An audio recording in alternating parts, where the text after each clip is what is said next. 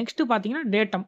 Datum பத்தி உங்களுக்கு தெரியறதுக்கு முன்னாடி, டிகிரி ஆஃப் ஃப்ரீடம் அப்டின்னா என்னங்கிறது உங்களுக்கு தெரியணும். நம்ம வந்து காலேஜ்ல ஆல்ரெடி படிச்சிருப்போம் 6 டிகிரி ஆஃப் ஃப்ரீடம் இருக்குன்னு. இந்த 6 டிகிரி ஆஃப் ஃப்ரீடம் பார்த்தீங்கன்னா, உங்களுக்கு ஒரு 2டி டிராயிங் வந்து டிரா பண்றதுக்கு யூஸ் ஆகும். இந்த 6 டிகிரி ஆஃப் ஃப்ரீடம் பார்த்தீங்கன்னா, உங்களுக்கு பாசிட்டிவ் டைரக்ஷன மட்டுமே மென்ஷன் பண்ணும். பட் நீங்க ஒரு 3டி மாடலிங் எடுத்துக்கிட்டீங்கன்னா, positive direction and negative direction 2 டைரக்ஷனுமே நீங்க மென்ஷன் பண்ணணும். ஸோ உங்களுக்கு பாசிட்டிவ்ல 6, நெகட்டிவ்ல 6 மொத்தம் 12 டிகிரி ஆஃப் ஃப்ரீடம் இருக்கும். நார்மலா ஒரு 3டி டிராயிங்ல இருக்கக்கூடிய 6 டிகிரி ஆஃப் ஃப்ரீடம் பார்த்தீங்கன்னா, 3 டிரான்ஸ்லேஷனல் இருக்கும், 3 ரொட்டேஷனல் இருக்கும். இதுல உங்களுக்கு பாசிட்டிவ்ல 6, நெகட்டிவ்ல 6 இருக்கும்போது 2 ரிஜிட் பாடியா கன்சிடர் பண்ணுவோம். அப்படி பார்க்கும்போது உங்களுக்கு 6 டிரான்ஸ்லேஷன் அண்ட் 6 ரொட்டேஷனல் இருக்கும். டிகிரி ஆஃப் ஃப்ரீடம்ல இருக்கக்கூடிய டிரான்ஸ்லேஷன் மோஷனை வந்து 3 டைப்ஸ்ல பிரிக்கலாம். X axis, Y axis and Z axis. இது எல்லாமே உங்களுக்கு லீனியர் மோஷன்ல தான் வரும். அதாவது left, right, up, down, forward and backward. அதே மாதிரி ரொட்டேஷனல் டிகிரி ஆஃப் ஃப்ரீடம்ல பார்த்தீங்கன்னா, உங்களுக்கு எல்லாமே பார்த்தீங்கன்னா ஆங்குலர் மோஷன்ல வரும்.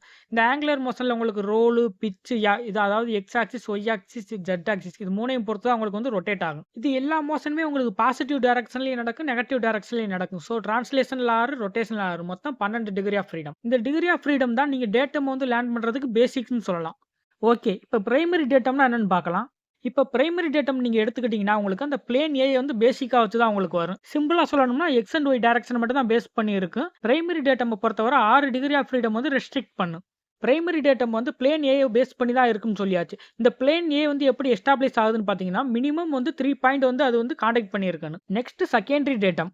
ஸோ இது செகண்டரி டேட்டம்னால இன்னொரு பிளேன் வருங்கிறது நமக்கு தெரியும். இந்த பிளேன் பி உங்களுக்கு எப்படி இருக்குன்னு பார்த்தீங்கன்னா, பிரைமரி டேட்டமோட பிளேனுக்கு டைரக்ட் பர்பெண்டிகுலரா 90 டிகிரில இருக்கணும். At the same time secondary டேட்டம பொறுத்தவரை 9 டிகிரி ஆஃப் ஃப்ரீடம் வந்து ரெஸ்ட்ரிக்ட் பண்ணும். அதே மாதிரி செகண்டரி டேட்டம் வந்து ஃபார்ம் பண்றதுக்கு மினிமம் 2 கான்டாக்ட் வந்து இருக்கணும். அண்ட் லாஸ்ட் டேட்டம் பார்த்தீங்கன்னா tertiary datum. So tertiary datum இதோட நேம்ல இருந்தே தெரியுது இதுல 3 பிளேன் வந்து இன்வால்வ் ஆகியிருக்கணும்னு. Plane A, plane B, plane C. Plane A and B வந்து 2டி டிராயிங்கில் நிறைய யூஸ் பண்றதுனால மோஸ்ட்லி எல்லாருக்கும் தெரிஞ்சிருக்கு. ஆனா 3டி மாடலிங்கை பொறுத்தவரை பிளேன் சி வந்து ரொம்பவே முக்கியமான ஒன்று. டெர்சியரி டேட்டமை பொறுத்தவரை 12 டிகிரி ஆஃப் ஃப்ரீடமுமே ரெஸ்ட்ரிக்ட் ஆகிருக்கு. டெர்சியரி டேட்டம்ல இருக்கக்கூடிய பிளேன் சி வந்து மினிமம் 1 பிளேன் கூட கான்டாக்ட் ஆகிருக்கணும். இந்த மாதிரி 1 அல்லது அதற்கு மேற்பட்ட பிளேன்ஸ் கூட கான்டாக்ட் ஆகியிருந்தா மட்டும் டெர்சியரி டேட்டம் வந்து எஸ்டாப்ளிஷ் ஆகும்.